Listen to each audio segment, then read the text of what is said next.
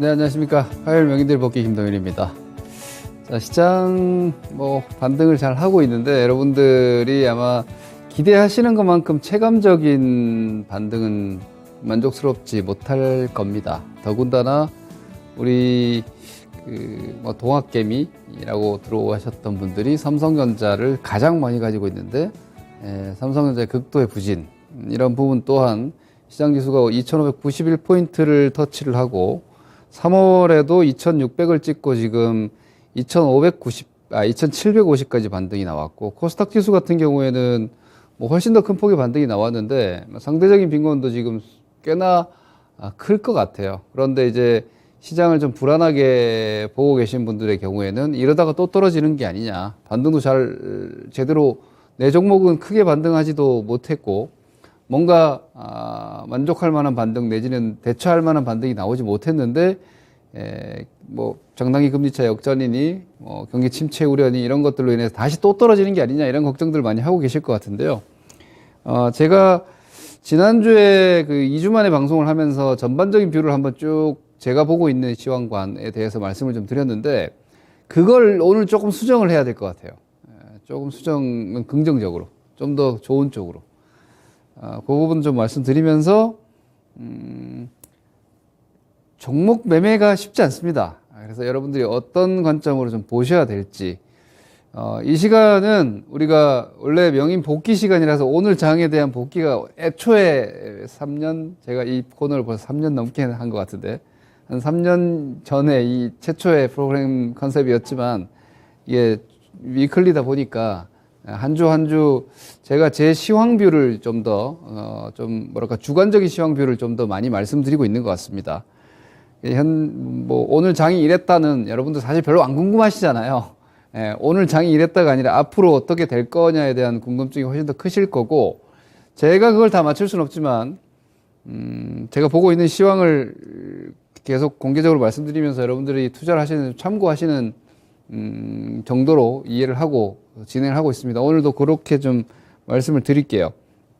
자, 지금 시장을 여러분들이 특히나 시장에 대한 이해도가 지금 아주 깊지 않으면 이게 지금 어디로 가고 있는지, 장세가 예를 들면 다시 떨어지기 위한 반등인지, 이게 참 어려운 국면이에요. 시장이 작년도부터, 연초부터라고 저는 본다고 했는데, 실질적인 지수는 6월 달에 고점이 나왔고 이렇게 떨어졌죠.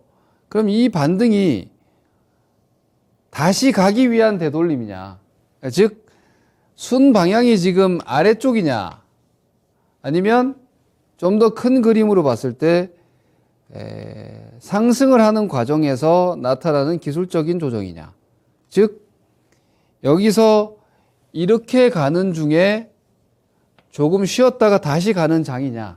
그렇죠. 이건 대단히 중요한 부분이에요. 이렇게 가는 장이냐, 아니면 아래로 가는 중에 나오는 반등이냐. 이건 완전 정반대 포지션이 되는 거죠. 그래서 이 부분에 대한 갈피를 좀 잡기 어려울 것 같아요. 저도 상황을 좀 유연하게 보면서 대처를 하고자 하는 생각인데, 자, 일단 미국 시장을 한번 봅시다. 미국 시장을 한번 보면은요, 이 미국 시장의 안도 반등, 거의 전례 없는 수준의 안도 반등입니다. 사실 팬데믹 이후에 초기 급등을 연상하는 정도의, 지난번에 코로나 팬데믹 이후에 여기 초창기의 급등에 거의 준하는 수준으로 엄청난 강한 반등이 미국 시장에서, 특히 빅테크 쪽에서 나오고 있습니다. 이걸 어떻게 해석해야 되느냐? 금리 인상을 이미 시작을 했는데 성장주라고 하는 빅테크주가 이런 무지막지한 랠리가 나온다. 제가 여러분들께 아마 3주 전인가 4주 전인가 여러분들께 시장 조정 받을 때 제가 애플과 테슬라를 보여드리면서, 지금 세상에서 제일 좋은 주식, 제일 좋은 기업은 테슬라와 애플이다. 그런데 그런 테슬라와 애플조차 이렇게 큰 폭의 조정을 받고 있기 때문에 이게 그냥 시황이다, 이런 거 저런 거 할 거 없이 다 빠졌기 때문에 이건 그냥 시황 조정이다 했는데, 지금 보시면 애플과 테슬라 보세요. 가장 복원이 빠르죠. 이게 주식시장의 진리입니다. 결국은 현재 경기는 여전히 뭐 가타부타 말이 많은데 이거 한번 보시죠. 제가 이제 장단기 금리차 여러분들께 얘기할 일은 앞으로 다 없을 겁니다. 오늘 마지막이에요. 제가 지난주에 이 부분은 정리하느라 얘기를 안 해드렸는데, 요게 지금 10년 마이너스 3개월입니다. 3개월. 이거는 3개월이고요. 여기 이제 역전됐어요. 마이너스 들어왔거든요. 너무 그 폭이 작아서 안 보이지만, 요거 이제 미국채 10년 빼기 2년입니다. 요거 이제 역전이 됐어요. 제가 요거는 이제 이전 한 20년치 정도의 데이터로 보여드리는데, 여기 보시면은 역전되고 나서 요 회색 구간이 리세션 침체 경기 침체 구간이에요. 침체 왔죠. 여기 역전되고 침체 왔죠. 여기 역전되고 침체 왔죠. 그리고 정말 신기하게도 여기 잠깐 역전되고 나서 팬데믹 침체가 좌우간 왔어요. 그리고 지금 다시 마이너스 나왔기 때문에 보면은 이 기간들이 1년 6개월까지 시간차는 나왔습니다. 즉시는 아니죠. 분명히 시간차들은 다 있었어요. 여기는 공교롭게도 뭐 기간이 몇 개월밖에 되지 않았지만 코로나 팬데믹 같은 경우는 그러면 우리 이번에 2022년도 지금 3월 말 4월에 역전됐기 때문에 뭐 한 1년 6개월 놓고 보면 2023년도 연말 이내로 리세션 침체에 들어갈 가능성이 대단히 높다 이렇게 볼 수 있죠. 그런데도 시장이 올라간다. 자, 이게 참으로 특이해. 물론 이게 FED에서도 장단기 금리차 역전에 대해서 워낙에나 말이 많으니까 아니야 3개월하고 스프레드를 봐야 돼 이런 유치한 얘기를 하고 있는데 사실 실제로 그렇습니다. 요 3개월물은 지금 과거에는 같이 동조해서 역전이 다 나왔었거든요. 이번에는 특이하게도 3개월물은 지금 10년물과의 스프레드가 좁혀지지 않고 오히려 벌어져 있습니다. 이 말은 무슨 말이냐면 3개월물 금리가 그렇게 치솟지 않고 있다는 얘기죠. 그러니까 10년물 금리가 올라갈 때 3개월물이 올라가지 않고 있다 이 말입니다. 그러면서 이게 스프레드가 오히려 양수로 벌어진 겁니다. 3개월물은 이제 은행 간에 우리가 보통 TD 스프레드 같은 경우에도 지금 별 문제가 없거든요. 그러니까 지금 사실 제가 지난번에 말씀드렸죠. 이 장단기 금리차가 왜 이게 경기 침체냐 그러면 늘 말씀드린 장기 금리는 이제 대출이고, 그죠? 단기 금리는 예금이에요. 여러분들 은행에 돈 맡기면은 여러분들 대출 금리만큼 이자 안 주잖아요. 그러니까 이 예대 차를 가지고 은행들이 예대 장사를 하는 거예요. 근데 이제 장기 금리가 단기 금리보다 낮아지면 다시 말해서 은행이 이제 돈을 맡아서 내주는 이자를 더 줘야 되고 대출보다 그걸 더 줘야 되면 은행이 대출 태도가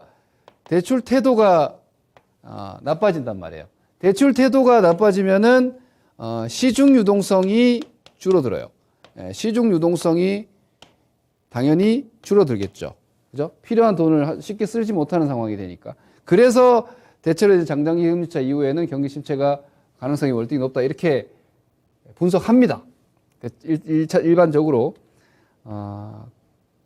그리고 그러한 장단기 금리에서 이 3개월물 금리는 아주 짧은 자금 조달이기 때문에 이제 금융권, 은행권 같은 경우는 하루짜리 이 TD 스프레드 같은 경우는 하루짜리 금리이긴 한데 3개월은 일반적으로 이제 금융권에서의 서로 간의 상호 간의 짧은 자금 조달에 쓰이기 때문에 그 금리는 여전히 지금 올라가지 않고 있다라. 그래서 최소한 차후에 리세션이 온다 치더라도 이 시간차는 꽤 될 것이다라고 일단은 시장은 판단하는 것 같아요. 그게 이제 미국 시장의 랠리의 요인인 것 같은데 이와 더불어서 또 이렇게 몇 가지를 한번 더 살펴보도록 합시다. 제가 그냥 여러분들이 지금 그냥 현재 경기 상황이나 이런 것들 데이터들을 여러분들은 잘 안 보시니까 이런 것들을 제가 그냥 보는 데이터들을 한번 보여드립니다. 자, OECD 경기 선행지수 이건 지난번에도 제가 보여드린 건데 요거가 우리나라고요. 요게 이제 미국이고 요게 이제 중국입니다. 여기 지금 제가 우리 한국, 미국, 중국의 OECD 경기 선행지수 데이터를 이렇게 그래프로 보여드리는데 그 뒤에 이상한 지저분한 이 선들 있죠. 요거 이제 OECD 가입 국가들의 현재 추이입니다. 대체로 보면은 그죠? 대체로 보면은 작년 하반기 한 요 정도부터 그죠? 요 정도부터 이제 상승세 다 꺾이고 대체 옆으로 가거나 살짝 꺾이거나 이렇게 돼 있죠.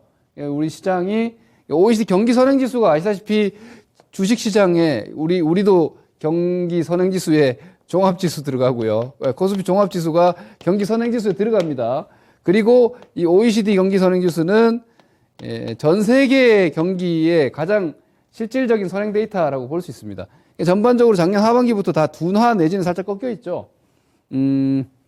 이게 지금 수치가 중국은 100 이하로 깨져 있습니다. 현재 중국은 OECD 선행지수가 100 이하로 들어와 있고요. 미국이 제가 알기로는 100에 정확하게 100이 딱 찍혀 있고 한국이 100점 몇인가 하여튼 100.6인가 하여튼 그렇게 나와 있어요. 하지만 다 약간 꺾여 있죠. 우리도 지금 약간 꺾여 있고요. 중국은 쭉 내려와서 지금 약간 이제 부양 스탠스 그래서 부양 얘기가 계속 나오고 있는 거고 이런 상황입니다. 실제로 지금 경기 둔화는 있습니다. 그러니까 이 둔화라는 게 코로나 팬데믹 때문에 이제 기저가 사라지면서 나타나는 것도 있지만 실제로 이번 FOMC 결과에 대해서 제가 잠깐 좀 정리를 해드리면 참 그리고 이 미국 시장의 강세는 이렇게 보는 거예요.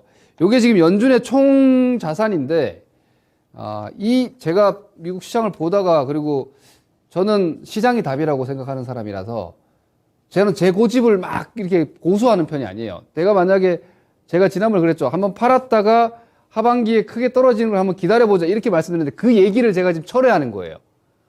그렇게 생각하지 맙시다, 여러분. 만약에 그렇게 고착하면 전략을 그렇게 그냥 유지를 하면 떨어질 때까지 기다려야 되잖아요. 안 떨어지면 주식을 못 사는 거고. 주식을 팔아놨는데 안 떨어지면은 오히려 불안해지고 그때부터 매매가 전략이 완전 꼬여버립니다. 그래서 제가 미국 시장의 상승이나 이런 것들이 좀 이거 내가 생각한 대로가 아닌데 해서 지금 뭔가 제가 잘못 생각하거나 혹은 시장이 예상과 다르게 가는 요인을 찾아봤을 때 이 총자산이 FED 총자산이에요. 이게 FED 총자산은 어때요? 이게 양적 긴축을 하면 꺾입니다. QT를 하면은 여기가 QT 구간이거든요. 여기 보시면 여기서부터 꺾이죠. 2018년 하반기부터 본격적인 QT가 들어갔잖아요. 그죠? 요게 이제 여기가 본격 긴축이에요. 이건 이제 시장에다가 채권을 내다 파는 거니까. 그리고 테이퍼링은 뭐예요? 이제 더 이상 안 사는 거예요. 그러니까 요 테이퍼링 시점부터는 이렇게 유지가 됐죠. 근데 미국에 지금 아직까지 QT가 왜냐면 1월 달부터 이제 연초에 마무리됐기 때문에 이제 3월에 이제 그 테이퍼링 하고 이제 국채 매입은 끝났어요. 테이퍼링 끝났어요. 완전히 국채 매입은 끝났기 때문에 이제 이렇게 가겠죠. 옆으로 이렇게. 총자산은 이렇게 갈 거고 미국의 M2 통화는 계속 증가해요. M2 통화는 어차피 인플레이션과 계속 증가하는 건데 이걸 보면서 미국의 기준금리를 딱 생각하니까 미국 기준금리가 지금 0.25에서 0.55 아닙니까? 그죠? 이거는 긴축이라고 할 수 있는 금리는 아니죠. 이제 0.25에서 0.5% 금리가 무서워가지고 유동성이 주식시장에서 이탈한다고 생각하는 건 조금은 뭐랄까, 너무 좀 시장에 대한 유동성 긴축에 대한 경계감을 좀 강하게 가져가는 게 아닌가? 그리고 저 빅테크주들을 저 정도의 어떤 안도 랠리이긴 하지만 강한 랠리를 줄 수 있는 저 힘은 분명히 유동성이거든요. 그럼 아직까지 미국을 필두로 하는 글로벌 금융시장에, 즉 주식시장에서의 유동성이 그리 강력하게 훼손되는 게 아닐 수 있겠구나. 라고 저는 일단은 판단을 합니다. 그리고 또 한 가지 보여드리면, 이게 이제 뭐 많이들 보셨겠지만, 이게 시커멓게 나와서 다른 거 없습니다. 제가 공식 FED 점도표를 가지고 오려고 하다가 요 선이 여러분들 알아보시기에 잘 돼 있어서 블룸버그 분석 그림을 가져왔는데, 요게 뭐냐면 여기까지예요. 여기 2024년입니다. 2024년도 목표 금리고요. 2023년이고 올해 여기가 2022년입니다. 그러니까 이 점도표라는 거는 FED 연준 이사들이 올해 연말 금리 나는 요만큼을 예상해. 그게 이제 정책 의지거든요. 그거 점을 다 찍은 거예요. 발언권 있는 결정하고 있는 연준 이사들이 다 점을 하나하나씩 다 찍은 거예요. 그 평균값이 우리가 예상하는 목표 금리 이렇게 되거든요. 그리고 요거는 뭐냐면은 이거는 이제 중립금리라고 해요. 이거를 항상 발표를 해요. 중립금리는 뭐냐면은, 뭐 어떻게 요즘 되게 구조적인 얘기를 많이 하네요. 잠재 성장률이라는 얘기를 많이 들어보셨죠. 이게 잠재 GDP입니다. 미국의 잠재 성장률, GDP 성장률, 잠재 성장률을 달성할 수 있는 어떤 인플레이션이나 디플레이션의 변동이 큰 이런 금리 혹은 물가값을 제외한 미국의 잠재적인 성장 목표치라고 볼 수 있거든요. 거기를 도달을 하는 데 있어서 필요한 금리 수준입니다. 그게 원래 2.5였거든요. 그 원래 2.5였거든요. 지난 회의까지. 이게 2.4로 내려왔어요. 2.4로 내려왔어요. 이 말은 무슨 말이냐면 지금 연준에서 경기 판단을 향후에 장기적인 미국 경기에 대한 성장률 레벨을 낮췄다는 얘기입니다. 그럼 실질적으로 지금 금리에 약간의 둔화가 실제 발생하고 있다는 거예요. 그리고 이 목표 금리는 지금 이건 이제 FED 정책 금리의 목표입니다. 연준 이사들이 찍은 거니까 요거를 보시면은 올해 이제 1.8 정도예요. 올해는 1.8 정도죠. 오늘 이제 그러니까 올해 1.25% 정도 더 금리를 올라갈 걸로 예상하는 거예요. 올해 추가적으로. 그리고 2023년도 목표가 2.8대인데 2024년도 똑같아요. 요거랑 같죠. 그럼 이게 무슨 얘기냐면 2022년, 2023년도 금리를 빠르게 올려서 2.8% 수준까지 올리는데 목표 금리 장기 중립 금리는 2.4예요. 그럼 이 이상으로는 일단은 현재 경기로는 올리면 이건 완전한 긴축이 되는 거예요. 완전한 긴축. 말 그대로 인플레이션, 즉 경기의 과열을 해소하기 위해서 이자를 막 올려가지고 돈을 회수해야 되는 상황이 되는 거예요. 이거 2.4 이상으로 잠깐 올라가는 거죠. 그러니까 2.8%가 그래서 지금 단기금리가 장기금리는 2.4에 수렴할 수밖에 없어요. 장기금리는 2.4%에 수렴할 수밖에. 10년물 금리 요거는 이제 2.4에 수렴하는 거고요. 2년물 금리는 뭐 2.8, 3% 정도까지 올라갈 수 있어요. 요거는 이제 단기 금리를 추종하는 거니까. 근데 이것도 시간 한참 걸리겠죠. 요렇게 돼 있는데 요게 이제 낮춰졌다는 거는 실질적으로 미국의 경기 판단 자체가 좀 약화됐다는 거예요. 경기에 대한 그 실질적인 성장률 판단이. 저는 그렇게 해석을 해요. 그리고 미국 제조업 지수도 보시면은 제조업 지수 나왔죠, 주초에. 고용지표도 나왔고, 고용지표는 실업률은 뭐 3.6% 나왔으니까, 실업률 3.6에 비농업 고용자 수가 얼마나 41만 나왔나요? 41만 나왔던가? 뭐 이 숫자만 보면 거의 완전 고용 수준에 가까워요. 그런데 임금 작년 대비 인상률이 5.6%인가 전년 대비해서 임금 인상률이 나와가지고 요건 이제 인플레이션 우려가 좀 있는 거죠. 그리고 경기가 충분히 금리 인상을 받아들일 수 있는 수준의 지표들이 나와서 0.5% 5월 5일 FOMC에서 0.5% 금리 인상은 거의 기정사실화예요. 금리 선물 시장에서 한 75% 정도 바뀌지 않고 있어요. 그래서 이거는 충격이 아니에요. 저는 이건 별 충격 없다고 봐요.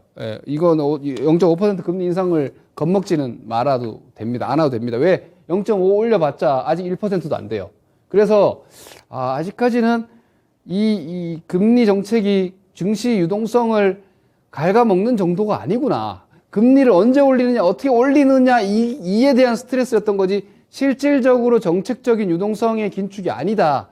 저의 판단은 그래요. 그게 바로 미국의 빅테크주들의 급격한 급등의 이유이고, 그렇다면은 제가 얘기했던 뭐 경기 침체에 대한 우려 내지는 시장의 재하락 시점은 예상하기 어려워요. 언제 다시 떨어질지, 경기 침체가 언제 올지 이거 모르는 거예요. 그러면 한참 더 떨어졌을 때 다시 사기 위해서 주식을 팔아놓는 전략은 좀 위험할 수 있다는 거죠. 그래서 지난주 얘기했던 제가 지난주 화요일 방송을 하고 이 생각을 한 수요일, 목요일 계속 시황에도 뭔가 내가 틀린 것 같은데 이런 생각을 하다 보니까 그때 생각이 들었는데 오늘 화요일까지 기다려서 방송을 해서 말씀드리는 건데요. 지난주까지 제 시황은 제가 알기로는 꾸준히 보시는 분들이 꽤 계시는 걸로 압니다. 지난주에 말씀드렸던 뭐 팔아놓고 한참을 기다려서 여기서 사자. 이거 아니 하지 마세요. 이거 지금 좀 위험한 전략 같아요. 오히려 자칫 이것은 여러분들의 수익의 기회 내지는 작년에 손해보신 분들의 회복의 기회를 자칫하면 저의 틀린 시황으로 좀 피해를 보실 수 있을 것 같아서 그냥 시황은 오히려 심플하게 이렇게 갑시다. 어차피 이게 오늘 제일 중요한 얘기니까. 자, 미국은 특히 성장주들은 신고가 날 수도 있다. 다만 좀 쉴 거예요. 이게 계속 못 가요. 좀 쉴 거예요. 테슬라인데 이런 것도 좀 쉴 거고요. 미국 시장 좀 쉬어도 돼요. 좀 쉬어도 되고, 요건 아무래도, 뭐, CPI 나오고 하면은, CPI 이제 8%대를 볼 거고 하니까, 그럴 때 좀 쉬겠죠. 그리고 0.5% 금리 인상 우려하면서, 뭐 좀 쉬겠지. 좀 쉬어도 돼. 상관없어요. 뭐, 그런 정도로 생각하면은, 우리 시장도, 좀 쉴 수 있어요. 여기서 미국 쉬면 우리가 막 빵빵빵빵 위쪽으로 가지는 않을 텐데, 근데 지수는 저는 이렇게 보는 게 맞는 것 같아요. 그리고 지금의 이 여건 환경 있잖아요. 아까 보여드렸죠. 자, 미국 제가 주식 한 개만 딱 보여드릴게요. 시티그룹 잠깐 볼게요. 왜 여기 나오지? 잠깐만요, 여러분. 시티그룹을 잠깐 보여드릴게요. 이 시티그룹이 지금 50일 최저가 수준에 있어요. 그러니까 미국의 은행주가 지금 이 위치에 있다는 거는 이게 이제 그 예대 역전 우려 내지는 경기에 대한 분할을 반영하고 있습니다. 이 상태에서 뭐가 올라가고 있느냐? 빅테크가 올라가고 있어요. 아까 말씀드렸다시피 그러면 제가 지금 생각하는 이런 여러 가지 구조들이 딱 아기가 맞아요. 제가 지난주에 성장주에 대한 마인드 말씀드렸죠. 경기와 성장에 대한 설명을 드렸잖아요. 자, 경기는 좀 둔화되는 게 맞아. 오케이. 인정. 네, 다 인정하고 있고 저도 그렇게 생각해요. 그런데 유동성은 아직 뭐 그렇게 이 1% 이하 유동성이 주식시장에 혹은 자산시장에 돈이 빠져나갈 정도는 아닌 것 같아. 그리고 10년물 금리가 2.4% 레벨이라면은 채권 쪽으로 돈이 그렇게 강하게 갈까? 그것도 아닐 것 같아요. 그럼 증시 유동성은 유지될 것 같은데? 라는 거 하나. 그리고 경기가 완벽하게 막 강해지고 좋아지는 상황은 일단 아닐 것 같아요. 거기에 대한 경계가 좀 있는 것 같다는 거죠. 그러면은 여전히 성장주예요. 그렇죠. 제가 말씀드렸죠. 경기가 좋아지면은 이거저거 다 좋아지기 때문에 오히려 성장주의 성장 프리미엄이 약해진다. 그럼 오히려 싼 주식도 좋아지기 때문에 싼 주식으로 넘어가게 되기 때문에 가치주나 사이클 주식으로 가야 되는데 돈은 유지가 되는데 경기는 좀 애매모호하다? 그럼 어때요? 산업적인 성장이 뚜렷한 쪽으로 여전히 돈이 몰리는 거예요. 그게 우리 시장에도 아마 보여질 것이다. 이게 지황이에요. 그러면 지수는 어떻게 보면 조금 여러분들이 가볍게 보실 필요가 있어요. 뭐 지수 몇 포인트 머릿속에 조금 지우세요. 여기서 여러분, 자, 여기서 2700을 다시 오면 뭐 어때요? 여기 2700 오면 뭐 어떻고? 여기서 2700 다시 온들 뭐 어떻고? 2900 다시 가면 뭐 어때요? 그죠? 코스닥 920포인트까지 여기서 900 지금 50인데 920 정도까지 밀린다고 무슨 문제가 있습니까? 별 문제 없습니다. 그죠? 그리고 대형주가 무겁죠? 그거 맞아요. 경기가 무거우니까. 근데 이게 지금 대형주고, 요게 지금 중형주고, 여기 지금 소형주예요. 소형주 주가, 중형주 주가 엄청 좋죠. 그럼 결국은 종목 장세로 간다는 얘기고요. 지수에 가로막혀 있거나 지수만 보고 계시면은 지금 시장에 매몰됩니다. 그리고 또 하나, 앞서 말씀드린 대로 경기 타는 종목들 무거울 수밖에 없다, 당분간. 그러니까 오히려 성장 자체가 뭔가 눈앞에 보이는 현금 흐름이든 혹은 앞으로 6개월이든 1년이든 성장 뷰가 분명한 종목 쪽으로 몰릴 수 있을 것이다. 그러면 결국은 한정된 지수 박스 안에서 성장주 차별화 장세가 다시 된다. 저는 이렇게 좀 의견을 드리고 싶고 그에 대한 포트폴리오 세팅이 필요하다. 이렇게 말씀드리겠습니다. 성장주는 결국은 뭐 2차 전지주들은 저는 좀 뭐 애매한 것 같은데 요즘 반도체나 이런 종목들이 다 밸류에이션 한 10배 이렇게 부딪히더라고요. 그러니까 오히려 2차 전지 소재는 한 60배 되니까 이 밸류랑 크게 상관이 없으니까 이런 것들 몇몇 개 움직이는 것 같고 그리고 플랫폼 게임 이런 게 기본적으로는 산업 성장 섹터 아닙니까? 그거 계속 유지가 오히려 과대낙폭한 게임 플랫폼 기업들 좀 더 올라갈지 않을까 생각하고 있고 리오프닝 소비는 좌우간 지금 뭔가 성장이 없는 상태에서 당분간은 지금보다 앞으로는 낫겠지 할 수 있는 거의 확실한 섹터 아닙니까? 그러니까 단기적으로 리오프닝 좀 더 갈 것 같고, 헬스케어도 산업적인 성장을 하고 있죠. 바이오 말고, 제약 말고, 헬스케어, 의료 장비나 이런 쪽, 요즘 시세 좋죠. 그런 쪽 계속 더 움직일 것 같고. 그리고, 기판 쪽도 이렇게 되면 쉽게 안 꺾이죠. 그죠? 기판만한 업황이 없으니까. 카메라 쪽도 지금 쉽게 안 꺾이죠. 이렇게 되면은. 그죠? 휴대폰으로 접근하면 안 돼요. 전기차, 전장 쪽, 뭐 이런 쪽으로 보셔야지.